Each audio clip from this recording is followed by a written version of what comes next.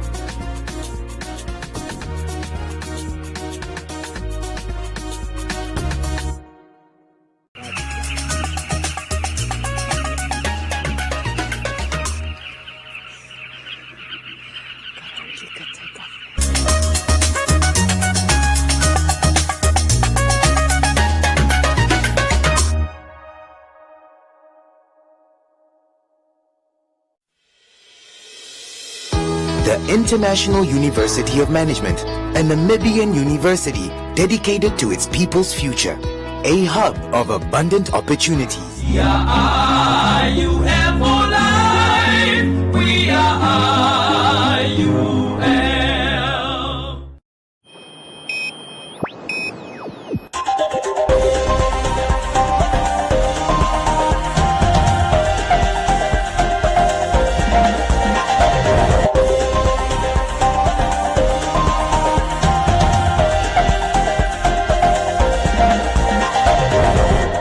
Good evening and welcome to Today on One. I'm Isai Sipunga. In the news tonight, 7-seater taxi drivers demand that the Road Transportation Act 74 of 1977 be changed. Namibians urged to consider getting vaccinated against COVID-19. Namibia and Germany alleged genocide deal questioned. Home Affairs Ministry introduces SMS notification system. And Roundup, Comments Corner, Business on One, Sports and Weather.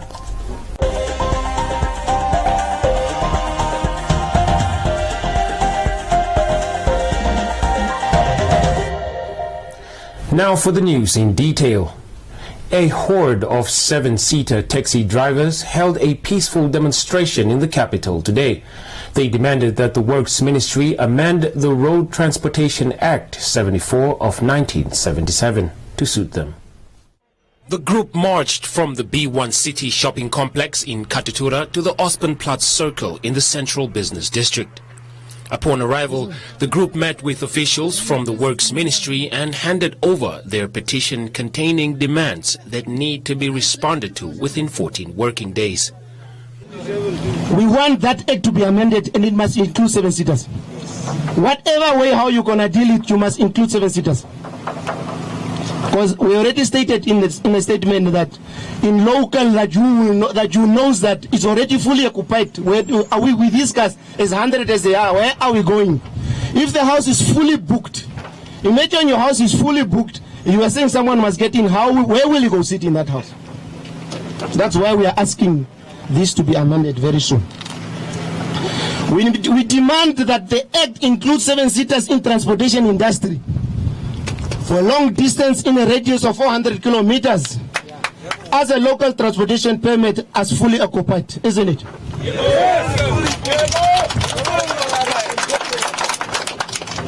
Because we have been transporting with 7-seaters for the past 12 years. Just after 12 years, we are told, go join poverty by your own government. The Deputy Minister of Works and Transport, Veiko Nekundi, says the Road Transportation Act 74 of 1977 has been amended accordingly, adding that it only awaits approval from the Justice Ministry, Office of the Attorney General and Parliament. This matter was already communicated to your leadership by my Minister, Honorable Mutowa. It's very clear. The Ministry of Works and Transport does not discriminate the 7-seaters.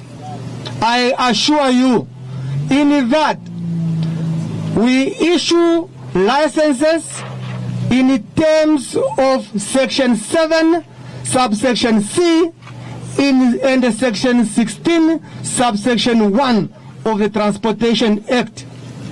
that is inclusive of the 7-seaters. So, and the minister, to your leadership, he had made it very clear that once you, irrespective whether you have the 7-seater, as long as you are given that permit under that sections I have alluded to, your permit is legal and is a valid permit. According to Nekundi, the remaining demands will be addressed by the relevant officers within the Works Ministry, a response that seemed to have pleased the 7-seater taxi drivers.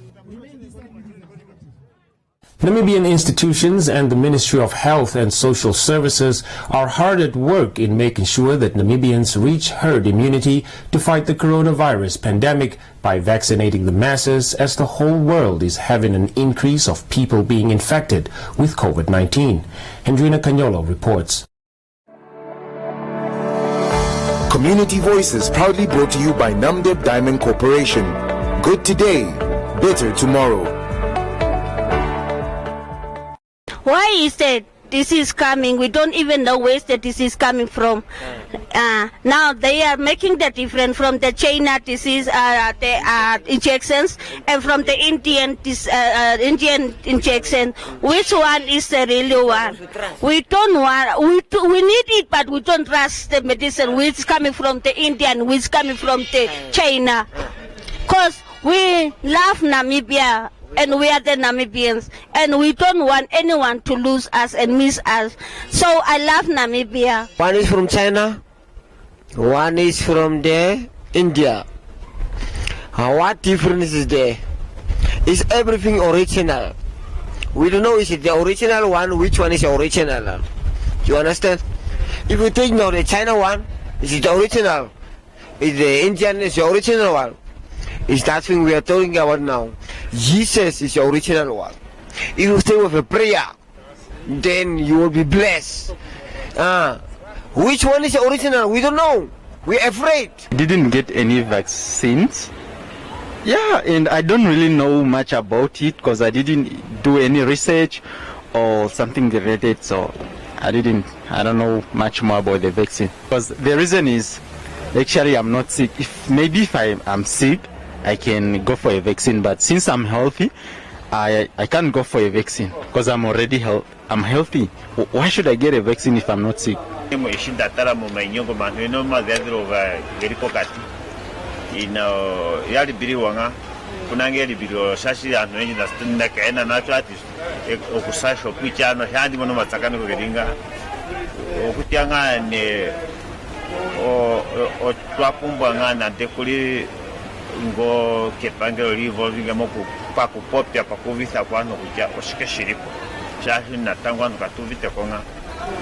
Namibians are being urged to go in masses to get vaccinated, but many are still hesitant. Kenneth Kamwe Matengu, the Vice Chancellor of UNAM, who also received the vaccine, spoke to Today on One on the importance of being vaccinated. It is important in life to assess risks. And when it comes to vaccinations or any diseases or outbreaks that have been in the past, they have been eliminated through vaccines. And therefore it is important that we all take decisions that are in the interest of ourselves, but more importantly, in the interest of our family, those we love, and for the future. Because if we don't take vaccinations to achieve that herd immunity, then the disease doesn't go away.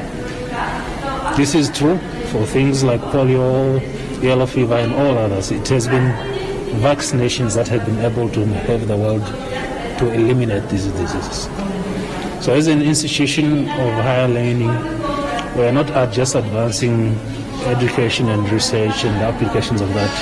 We also feel responsible that we must do something that contributes to the development objectives and the achievement of One Health. Dr. Charles Sagoa Moses, World Health Organization representative to Namibia, at a recent donation of oxygen masks to the Ministry of Health and Social Services in the capital, also emphasized on why one should get vaccinated. Our desire is that no one should be infected at all. To be to achieve that, we need to abide by the public health measures, which you and I know very well by now: wearing of face mask, social distancing, hand sanitizing, but also getting vaccinated. The advantage of the vaccination, in addition to the public health measures, is that when you are vaccinated and you even get infected, you will not get severely sick. And even if you get severely sick, you may not be hospitalized. And even if you are hospitalized, your chances of survival is higher because you are vaccinated. Your system is primed to fight the infection better than if you have not been vaccinated. So the vaccine is an added tool for us to successfully defeat the virus. Namibia has recorded over 53,000 persons that are vaccinated with both the Sinopharm and AstraZeneca vaccines, and the government is imploring Namibians to work together in order to curb the COVID-19 pandemic. Community Voices proudly brought to you by Namdeb Diamond Corporation. Good today, better tomorrow. The Ovaherero Traditional Authority is not happy about the rumored deal between the Namibian and the German governments on reparations for the Herero and Nama genocide.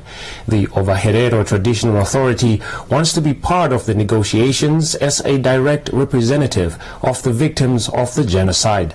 Today on One contacted Dr. Zet Ngavirue, the special envoy on the genocide, who said that he's not in a position to comment and that we should contact the Information Ministry for further information on the matter. Leston Vola has this report. The act of genocide, as German tries to confine it only to post-1948, it nullifies, the statutes nullified that Germany's position. So Germany is also right in that context for it to, or for her to recognize the Armenian genocide, which was in 1915, just 10 years after the Herero and Nama genocide. So given these instruments and also the United Nations conventions or declaration on indigenous people, where both the German government and the Namibian government acceded, signed, agreed to the protection and the interests of indigenous communities. So there are sufficient international instruments to give us that muscle to demand self-representation. The Ovaherero Traditional Authority Secretary General said that in 2006, the National Unity Democratic Organization NUDO tabled a motion in the National Assembly that was adopted that stated that the German government must recognize the genocide, pay the reparations, and have discussions with the affected parties. You see, when the Hake administration came to run the country now, it decided that it would be state-to-state negotiations. We have opposed that position ever since 2015. Make it very clear that we need to be a direct participants. And it is because of that exclusion as to be at the table of negotiations, describing what we need as victims. And remember, the Namibian government does not speak for the Botswana Namas. Neither does it speak for the Namas and Hereros who are citizens of South Africa, who are there because of the genocide. It only speaks for itself. But the Herero Traditional Leadership, the Nama Traditional Leaders Association, have the mandate to speak on behalf of the communities, whether they are in diaspora or locally in Namibia. Therefore, that is why we have demanded direct participation. And because we were excluded from that process, it is why in 2017 we took this case to the U.S. courts. The OTA believes that the Namibian government cannot represent the Namas and Hereros that went to other countries due to the genocide. Only the victim knows how he or she can be healed. Only as we have lost know our losses and our pains. it cannot be discussed by proxies. We have been excluded even in terms of the measures that need to be put in place to address our needs. That's one thing. Us know our pains. The South African Hereros, the Nama Hereros know their pains. Even us here Hereros and Namas in Namibia cannot discuss this matter without their direct input. So they know their case, the challenges. Secondly, the Namibian government has not been an egalitarian government. The government has not been treating all Namibians equally. We know the distribution of these resources of this country are not equally distributed among all citizens. We have seen black apartheid, in other words. We also know that the level of theft in this government, the corruption that is happening, this government is not bankrupt. Kachiwa stated that they are gearing up to protest and fight this agreement between the Namibian and German governments. The Ministry of Home Affairs has recently introduced an SMS notification system which will allow the ministry to notify members of the public on the progress of their ID applications. Salma Tapopi has more. Explaining how the process will work, the ministry's Deputy Director, Jonas Alwendo, notes that upon receipt of application, members of the public will receive a push notification from the number 10001 on the progress of their application. Alwendo adds that this is to ensure service delivery to the public and to avoid overcrowding at the ministry's head office, especially during the COVID-19 outbreak. A notification system that is notifying public on the status of their ID cards, that they are ready for collection or they will be ready for collections once they've been sent them to the region where they send their application form. Once the application is received in our system for processing, of course with a mobile number on the form, when we enter the application detail in the system and we approve, once we reach that stage of approving the application form and then print it, we send a notification message to the applicant notifying the applicant that their ID card will be ready for collection within 5 working days, or from the offices where they've applied from, or the offices which was chosen for collection. The ministry further adds that it plans to extend the SMS service for members of the public to be able to inquire on the status of any application made with the ministry. The service was achieved at no charge through a smart partnership with MTC. These services, this is just a starting point. We will also introduce inquiry services, so public will be able to inquire on the status of their ID application, not only to notify them. And the service will also be extended to other documents like passports, a visa and permit, and so forth. So that is our wish, to improve the service delivery and to make sure that the public are informed at their comfort. The ID SMS notification service is already underway, and members of the public are thus advised to avoid from inquiring in person and to provide their correct mobile numbers when applying to ensure notification on their applications.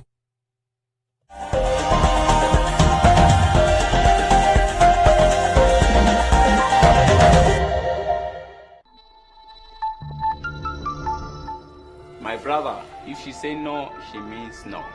Let's speak out against gender-based violence. Together, we can make Namibia a safer place for everyone. My Namibia, my country, my pride. Winter is here. Let's warm you up by giving you a chance to win one of 12 gas heaters and accessories, or a grand prize of 50,000 Namibian dollars. To enter the Winter Warmers competition, simply buy any combination of 2 or more of the following participating brands: Baker's, 5 Roses, Fresh Pack, Frisco, or Hug in a Mug, and SMS Winter to 445. And remember to keep your till slip as proof of purchase.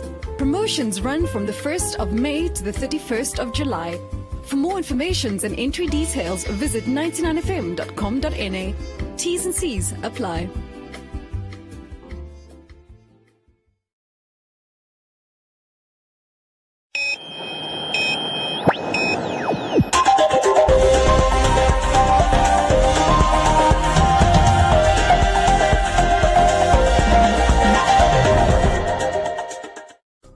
In other leading stories, the Communications Regulatory Authority of Namibia, CRAN, an independent regulator that supervises and promotes the provision of telecommunications services and networks, broadcasting, postal services and the use and allocation of radio spectrum in Namibia, marks 10 years since its inception on the 18th of May 2011, thus celebrating a decade of excellent service delivery and innovation. CRAN successfully delivered on its mandate, mission and vision, and has effectively contributed positively towards the socio-economic development of Namibians through pushing ICT forward. In 2011, CRAN opened its doors with only 5 employees and now has a workforce of 63. Since inception, CRAN promoted 20 employees to various roles, employed 8 interns on a permanent basis, and boasts a mere 2% staff turnover. CRAN Chief Executive Officer Emilia Ngikembua says through commitment, determination and teamwork, both from within the authority and with external strategic stakeholders, CRAN has, in a relatively short time, been instrumental in the issuance of 58 telecommunications service licenses, 14 community broadcasting service licenses, 1 signal distributor, and 20 commercial broadcasting service licenses, thus providing a wide array of telecommunications, broadcasting and postal services throughout Namibia. Ngikembua added that CRAN established a firm regulatory framework for the digital terrestrial television switchover process and formulated a comprehensive DTT frequency channeling plan, which other Southern African development community regulators used as a benchmark. And most recently, CRAN established the regulatory framework for digital sound broadcasting, paving the way forward for radio broadcasting to embrace a digital world. Furthermore, CRAN facilitated the extension and digitization of ICT infrastructure and the introduction of the 4th generation mobile technology in the country, with CRAN finalizing the regulatory framework on numbering plan and number portability for Namibia. Once implemented, consumers will soon be able to move with their numbers from one network to another with ease.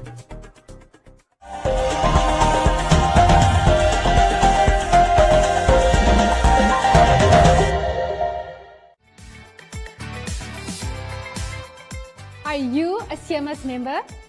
With HospiCash 100, you can get up to 100,000 Namibian dollars cover with a 30,000 limit per event from as little as 100 Namibian dollars a month.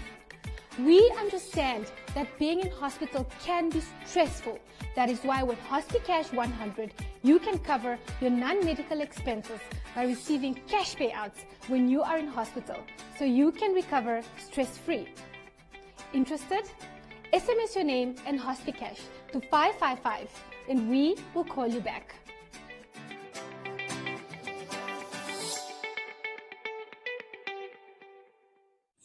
Enjoy these fantastic payday savings at Clicks until 8 June. Buy Clicks 2-ply toilet paper 18 rolls $89.99 per pack. Buy Nivea body cream or lotion 400 mils 2 for $82. And buy Protect soap 150 or 200 grams 3 for $33. Or buy Handy Andy cream 750 mils 2 for $46. Clicks, feel good, pay less.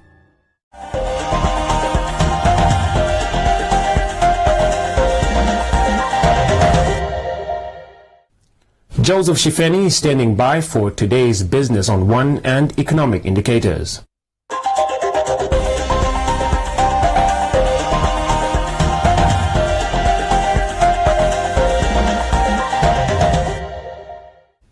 Welcome to Business on One. I'm Joseph Shifeni. Government has banned the import and transit of live poultry and related products from South Africa with immediate effect following the outbreak of the highly pathogenic avian influenza in that country. Local importers of chicken say this move affects their businesses negatively, but at the same time, it also brings to light the realization that the industry has the potential to become self-sufficient. According to figures from the Namibia Poultry Producers Association, demand for chicken stands at 3,000 tons a month, of which only half is produced locally. Business on One paid 32-year-old Michael Mulunga a visit at his poultry business situated at the Northern Industrial Area to find out how the suspension affects small-scale producers. He says the restriction will result in a loss of $500,000 in revenue. We had scheduled to import about 35,000 day-old chicks, which were scheduled to arrive next week Friday, but because of the suspension that has been put in place, we are not able to do so. This has really put a negative effect on my business, because that means now I'm not able to pay salaries for the workers, not able to pay rent, but what has been mostly affected is the whole entire sector, because that means these day-old chicks that were supposed to come in now are supposed to produce eggs within the next 5 to 6 months. So we'll see a shortage of eggs within the industry in the next 5 to 6 months, especially those that are coming from small-scale producers. And this also means that the producers, small-scale producers that are surviving on us to get the chicks on their behalf are not able to do so, and they might not have stock, and this will also affect them and their businesses. Mulunga has been involved in the industry for the past 10 years and now employs 3 people. He provides training to upcoming farmers and supplies equipment. Regarding the local industry, he is optimistic that it has the potential to grow and reach self-sufficiency if it gets more support from the government. As a country, we need to move in the direction and say, let's start producing these chicks on the Namibian soil, because every time that you import means you're also importing employment for your own country to another country.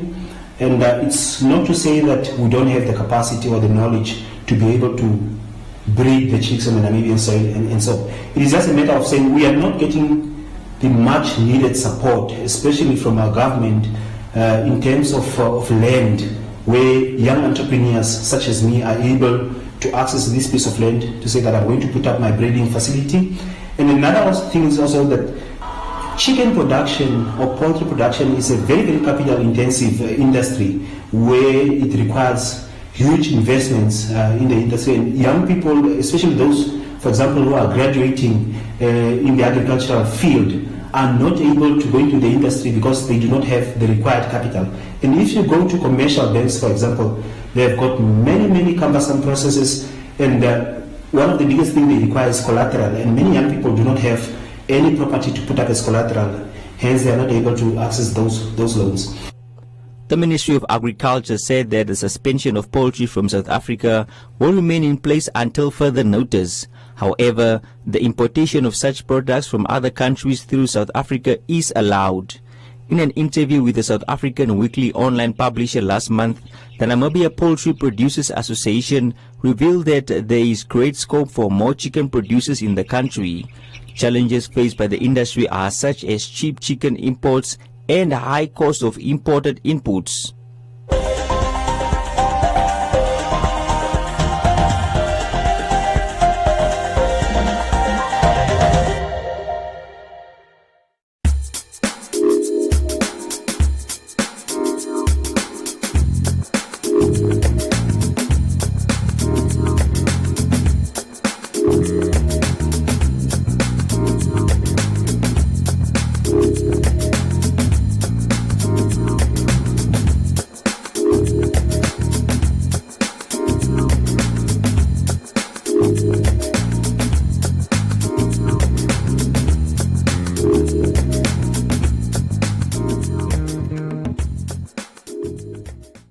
That's all we have for you. Join us again tomorrow for another edition of Business on One.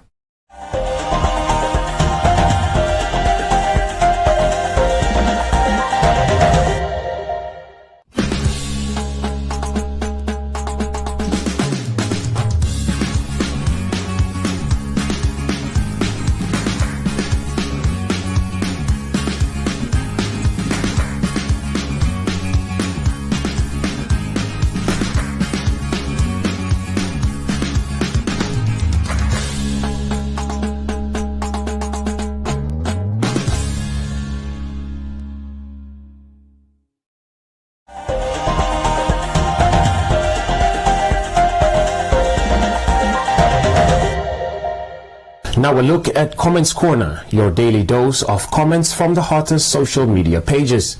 A 38-year-old woman gave birth to Namibia's first quintuplets at the Windhoek Central Hospital. This came as a surprise to the mother, who already has two older children aged 14 and 7. Although overwhelmed by the birth, Hilia Kalume says she's grateful for the blessing. Patrina congratulated the parents and hopes that there is a social fund from government that can assist the family. Tangi commended the staff at the Windhoek Central Hospital. Diu Tua says it's a blessing, asking the mom to take good care of the little souls. Kandi Wapa says with God everything is possible, calling for their health and safety.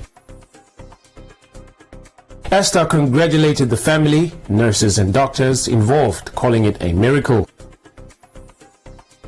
Naomi suggested that the family benefit from a government fund, as without support, the mother won't be able to take care of them.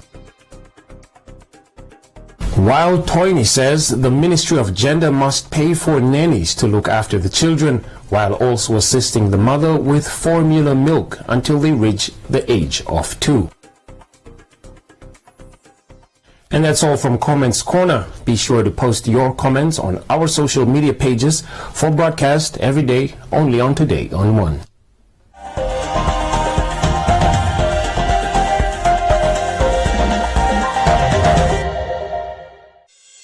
It's Spar Rewards winner car time, and you could be turning your shopping into one of 50 limited edition Hyundai Grand i10s.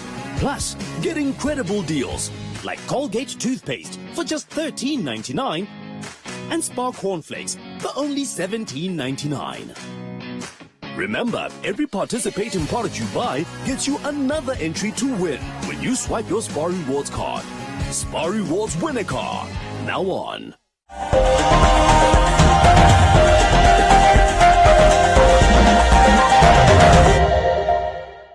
Time now for today's sports update with Chairo Musiandaka.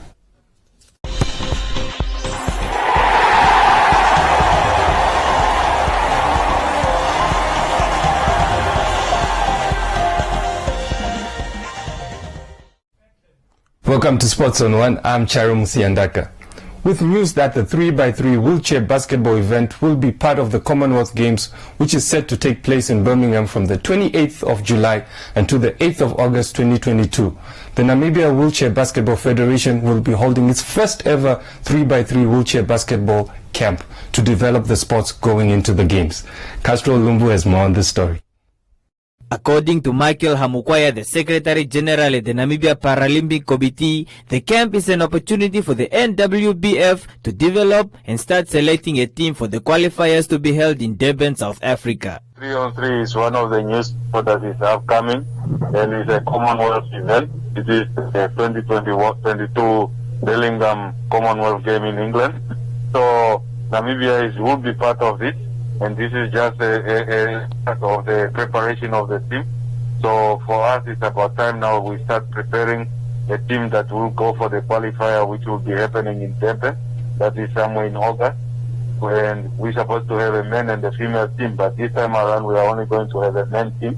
So the aim of this camp is to bring players from the different regions to come and compete for their space in this team, to make sure that we are having a well-represented and a strong team when it comes to the qualifier. The main aim is to develop this sport of wheelchair basketball, and this is just another opportunity to give our player another time and exposure for them to be able to compete at the international level. And opening ways like this is actually the right way to go. So far, the wheelchair basketball has been actively involved in 4 regions, but is hoping to expand the sport to all the regions. We have the Namibian, what we call Namibian Wheelchair Basketball Federation, that deals with all the wheelchair-related events in Namibia. So they've been doing it, but they haven't been doing it at the international level. And they were not really afforded chances for them to participate, because it's quite often an expensive sport also. So they've been doing it, but very, very at the low level. So that's why coming in now at this level, at the high level, at the national level, is quite is just motivating. It's another milestone for the Namibian wheelchair basketball to be able to organize, and we hope many more of this type of nature will continue. But the organization dealing with wheelchair basketball is well established in Namibia. At this moment, I will say the wheelchair basketball is based in Ohangwena, Oshana, Commerce, and then we tackle a bit of Harda. But that is few. These are the few area regions that we have actually started with the teams that are going to be here. But we wish that we could cover the whole country, but this comes with facility and also with the right equipment, which are quite very, very expensive. The wheelchair basketball camp will be held from the 20th of May till the 22nd of May 2021 at the DHPS School Gym Hall. The camp starts at 9 o'clock till 4 o'clock in the afternoon. That's all we have for you today. Join us again tomorrow for Sports on One, and don't forget to follow us on our social media pages. Back to you, Isai. First, an advisory from the Windhoek Met office. Cold and windy conditions are expected in the south and the west tomorrow, extending to the central and eastern regions on Friday. A few light showers are expected in the Clarence region tomorrow in places, so please do take the necessary precautions. The Namibia interior partly cloudy and cold to mild with a few showers in the Clarence region, elsewhere partly cloudy and mild to warm but hot in the north. A fresh to strong westerly wind is expected in the south, central and eastern regions. The coast partly cloudy and cold to mild with a few showers in the south, and the wind moderate northwesterly becoming fresh to strong southwesterly in the south later.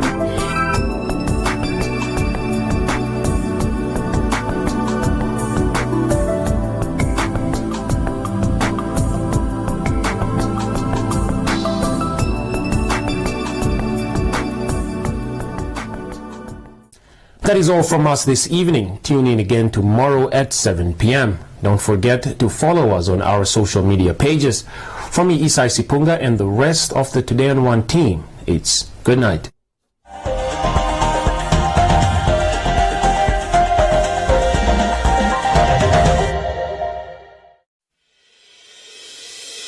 The International University of Management, a Namibian university dedicated to its people's future. A hub of abundant opportunities. We are IUM for life. We are IUM.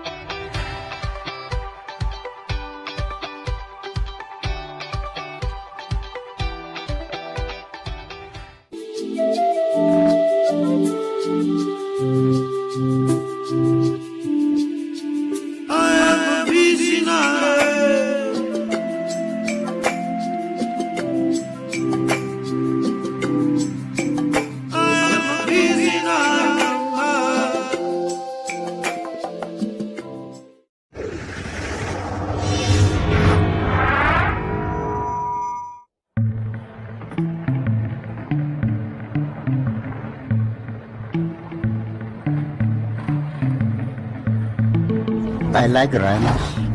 I like them very much. Future here in this area is depending on the tourism. The future generation, they can see and they can benefit from their own resources. Animals like rhinos, elephants, the big five, you benefit from them and it must be respected.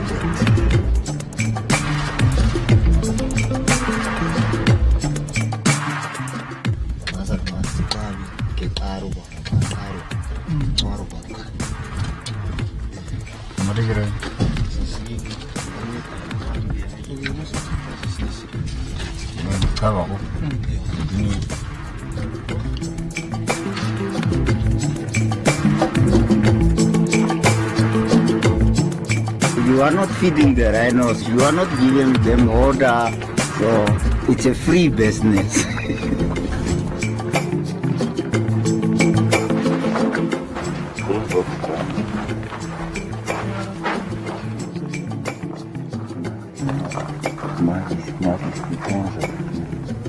What is a female? Karero. I take 2 of my sons, which was little bit 5 years old. They were young guys. So they asked me questions. Why are we here? Why are we sleeping here? I told them this is our resources and this is our future.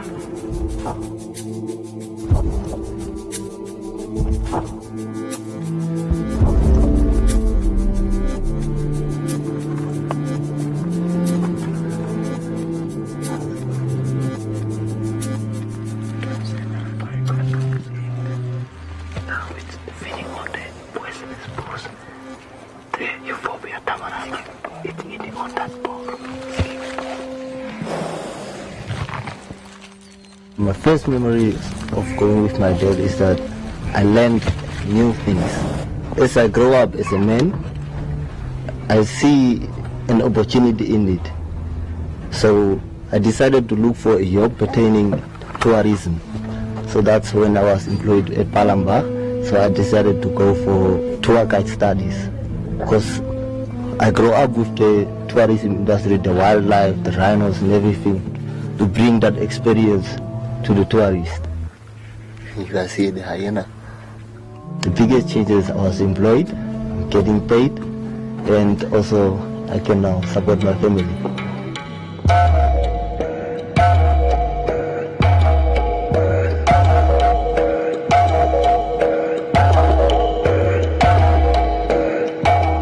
It's a cultural thing. It's coming a long way. Even if you go to area like Tweefontein, area was a lot of paintings. You will see rhino engravings on the rocks. That is an indication that the interaction between human, especially the local communities and wildlife, is dating back. That intimacy relationship is coming for a long time. We are right here now at Palamba, and Palamba is one of the big lodges in the heart of the desert. And as you can see there is Jumbo standing behind me, which shows it's really a tourist area. We do have elephants, lions, but as you can see, the desert is the heart of the rhinos. This is the main breeding area of the rhinos, is what we found here in this desert. It's the largest free roaming population of black rhinos that you find outside national parks in the world. It's a population that communities in the northwest have taken responsibility themselves in managing this population with the structures that government has put in place, more specifically the establishment of conservancies. These people, before independence, they took it upon themselves and decided that wildlife is our heritage, and through history we've been living with wildlife. And having wildlife in your area is like having a garden. Because of all these animals, we've got the communities that benefit from all this wildlife. And it's like a triangle that fits into each other. And the communities looked after the wildlife doing their own thing, and the communities benefit. So already there were this intergenerational relationship between mankind and wildlife, and that bond is what our people actually wanted to see it continuing. Very few countries have the wildlife that Namibia has. What is also important is the policies that Namibia has put in place, which also involves communities to be engaged in the management of the wildlife species and also to benefit from the wildlife resources. Turn conservation into a rural economy, turn conservation into endless opportunities that would actually cater for those young people that have nothing else to do. If it was not for rhino economy and tourism in this area, it was really difficult for young people to get or find a job. We are conservation engineers. We make conservation work in an unfenced area, and through that, we want to turn the wildlife into the rural economy that will benefit the rural communities. So we can see now wildlife is doing very well, the lodges are doing well, and the community is also benefiting. So it takes all three together. devastating hit over coronavirus fears. Airline industry is facing its biggest threat to travel since 9/11. Since March, when COVID-19 hit Namibia, things actually become very difficult. In the first place, all the lodges closed down because of COVID-19. With us, Save the Rhino Trust, we had some donors cutting on their funding. And then we had, in the same time, a poaching case of 2 rhinos that was poached. We had less boots on the ground, and poachers could actually see. Now each of changed to go in and do something. So COVID-19 was tough on all of us. Ginger Morning, who is one of our trustees, actually came up with the idea of, why don't we ask you to go to buy some gold for us and make gold bars, and then we sell them for the rhino conservation. I was fortunate enough to have a chance to have lunch with Clive Johnson, the CEO of B2 Gold in Vancouver, Canada. And I looked at Clive and I said, you know, we've got rhinos, you've got gold, let's do something. Let's create a coin or a medallion or a bar using your resource to create a sustainable source of funding for rhino conservation for the future. There was it. The gold was bought, the bars was made, and I think it was 31st of January that we launched the bars in Windhoek. And suddenly one morning I had an email from my office, from my finance person, saying, these people don't have salaries. So I said, oh, what now? So I picked up my phone and I phoned Mark Door. I said, Mark, I've got this problem. He said, but when we've got the fund already ready for you, you just have to apply, put a proposal in. 1,000 ounces of gold can make an enormous difference to the livelihoods of the communities that live up there. We are, in essence, providing income and providing a livelihood to the communities. In the absence of tourism, especially now with COVID-19, even prior to that, when we had such a bad drought, the communities became even more dependent on the natural economy. The idea is to make this a fund that will last for the next 25, 30 years, or even longer. And a portion of that will be distributed immediately as needed. And in this case, the COVID-19 crisis necessitated us to distribute funds to pay salaries to help people in the field. The proceeds of the sales from the gold bars will be going towards responsible NGOs. And we've identified Save the Rhino Trust as the key NGO. And IRDNC, one of the first organizations that was in the Northwest, integrated rural development and nature conservation, so that ultimately the funds go to the communities and various aspects of their war on poaching. To be able to support those hardworking men and women that are always in the front line between the poachers and the rhinos. If it was not for B2 Gold and the golden bars, I think by now we should have been in big trouble. By extracting the gold, you reinvest it in other renewable resources. The gold that's coming out from the ground is actually protecting the wildlife that's working on the ground, which is a very good symbol for the others. I wish this was my bar. This is the 500 gram gold bar.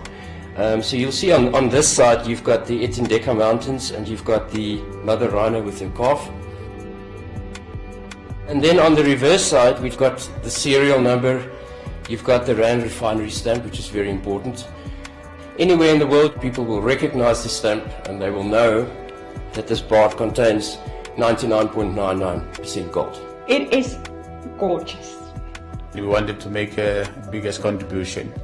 And at Ballowwood, we see that as a way of giving back to the community. Okay, so there you'll see the 500 gram bar. Very special. Feel the weight. It's incredible. This opportunity which presented itself is absolutely a once-in-a-lifetime opportunity. We're privileged to have this. This is just absolutely gorgeous, and I think this showcase really what the project is all about. It's from 24 karat Namibian gold. I'm looking at these rhinos is put there like Miss World photogenic, I would say. There are only 1,000 of these gold bars, rhino gold bars, in circulation. As far as I'm aware, it's the largest single donation of any corporate to the conservation of biodiversity anywhere in Africa. Therefore, we so much appreciate and would want to continue as a government to work with B2 Gold. And the fact that it's happening here in Namibia is something that we can all be extremely proud about and very grateful to B2Gold. Thanks to having this literal pot of gold through the funding for the Rhino Gold Bar, we're able to step in now and make sure that those trackers are supported, and so are their families and their communities. We make sure that people sustain their jobs going forward. And who doesn't want gold? And the B2Gold Rhino Gold Bar has come in at a really critical time now, particularly with tourism being closed off and those forms of revenue not coming in. To say we have the biggest rhino population or black rhino population in the world, let it be for the rest of our lives. And it's that heritage that we have. It's our resource that we can all look after and protect. It's our heritage. And it's also good that other people like B2Gold are also seeing it that way. It's actually a very nice link between the investor that buys this gold bar, the rhino tracker in the northwest of Namibia, and the black rhinos. It's an intergenerational thing. The rhino trackers teach their children how to track rhinos, their children get taught, and so it flows down. This is something that I want my children to have, and that we leave a little bit of a B2Gold legacy. And if I can be part of that as part of my family, I'd be very proud. It can also become an inheritance for the generations of my own clan. My children, my grandchildren. If we can bring that passion over to future generations and to hand that over to my children, and I hope that that same passion for conservation gets migrated over to my kids. And what we've done together is create a sustainable source of funding that should outlive all of us. You know, I think as far as B2Gold is concerned, we couldn't have chosen a better target in which to put our efforts as far as the environmental and conservation pillar is concerned. And I want to stress there that the money that's going towards environment and conservation is actually going towards the people. Rhino is for all of us, whether you are in Canada, whether you are in Vancouver, whether you are in the US. If you really want to see conservation at play with rural communities, I therefore humbly request each and everyone to join us on our rhino tour and have a wonderful experience. This is what keeps rhinos on this planet. I've done rhino trekking experience. It was just amazing walking in that landscape of the Kunene. And as we followed them, we could now find rhinos with the calf. We got the closest distance we could. It's a warning sign. And it was just amazing and lovely, something to experience that Namibia can offer.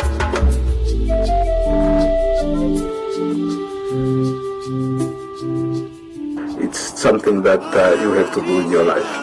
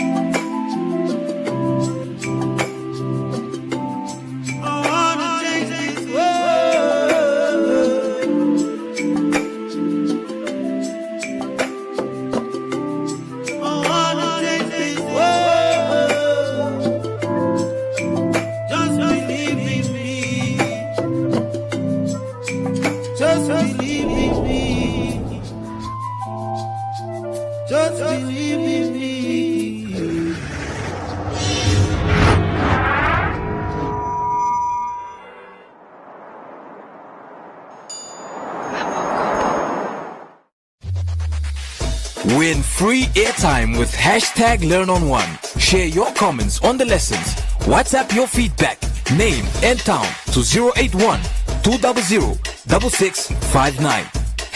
#LearnOn1. Invite learning in.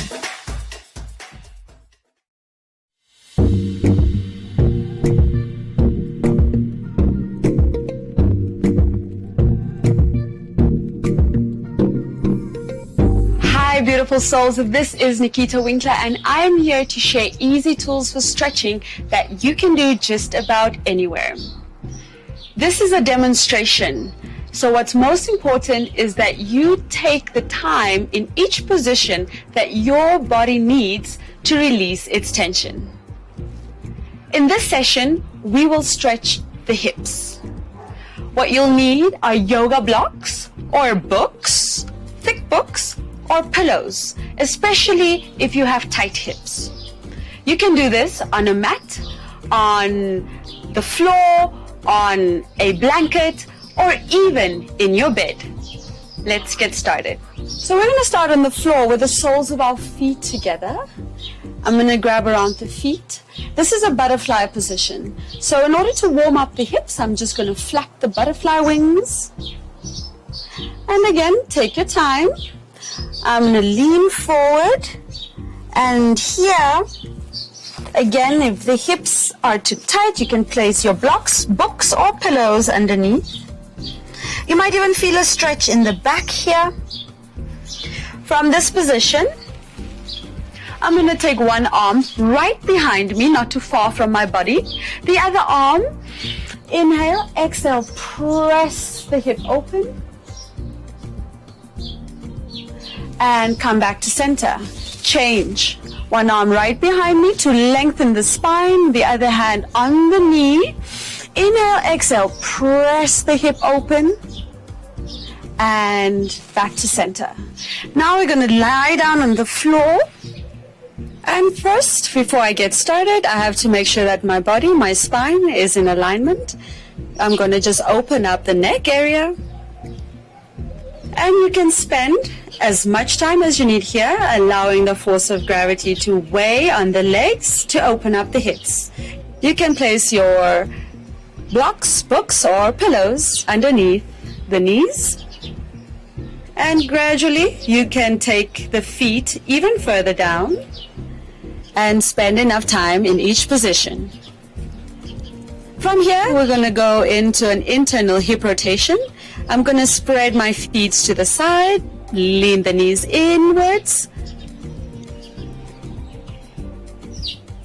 If you have a little bit more flexibility, you don't really feel the stretch, just take your feet even further apart to deepen this internal rotation stretch in your hips. From here, I'm just going to place my feet, and without repositioning the feet, I'm going to take my arms to the side, and then I'm just going to rock my legs side to side, keeping the upper body facing up, shoulders down. And then I'm going to stop on one side, take the lower leg over the upper to add weight to deepen the stretch. Release the leg and switch. Other side, lower over the upper. And back to center. Last part, I'm going to spread my legs as wide open as I can, and I'm going to just row the boat. So what's important here is that the knees don't lift off the floor. Make sure you row both sides. Keep the knees and both bum cheeks on the floor. Alternatively, you can just lean forward. You can hang out on the pillow. Take your time on the blocks or on your books. And that is it. Thank you for joining me. Don't forget to breathe into your stretches, and happy stretching. What's up, world? This is Shay, the goddess of the airwaves, on 99 FM, Monday to Friday, serving you breakfast on the ignition between 6 and 9. We brought you to be inspired, taking you to master your destiny. Now it's time to do the work. Just show up. Put on your work boots and do the time. Make it, and then make it better. Hello world, it's your boy Script here on The Kingdom, where we're reminding you every single day. Get up. You've got this. Start where you are. Hey, this is your girl Treza on Hitful on 99 FM, letting you know it's okay. Try Make mistakes. I am Sibo, and I'm going to be with you for quite a while. Thank you so much for joining us here on your inspiration station, where we let you know there's no easy money, there's no easy job, there's no easy life. 99 FM. Do the work.